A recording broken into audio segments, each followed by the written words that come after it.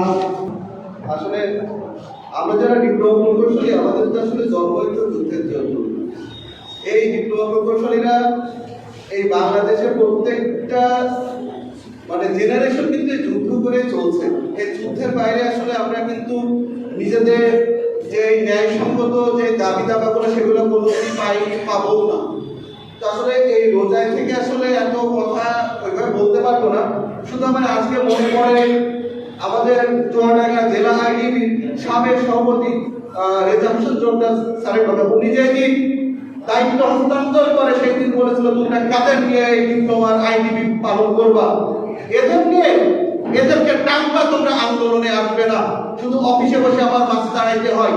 তো ভাই আপনারা আজকে যারা আছেন এই রোজায় থেকে একটু হাত তুলে জানান দেবেন আগামীতে আন্দোলন সমাবেশে আপনারা আসবেন। কে কে আসবেন একটু হাত তুলে জানান তো, একটু জোর বলে আমি প্রত্যেকের হাত দেখতে চাই। এই রোজা থেকে আমরা একটু যেন মুসলিম হিসেবে যে ওয়াদাবদ্ধ সেটা যেন আমরা পালন করি আগামীতে। প্রত্যেকের জায়গা থেকে যদি আমরা আমাদের জায়গায় যদি আগিয়ে আসি তাহলে আমাদের দায়িত্ব পালন হবে। আসলে আমরা কুষ্টিয়া পলিটেকনিক হতে এসেছিলাম 1980 সালে।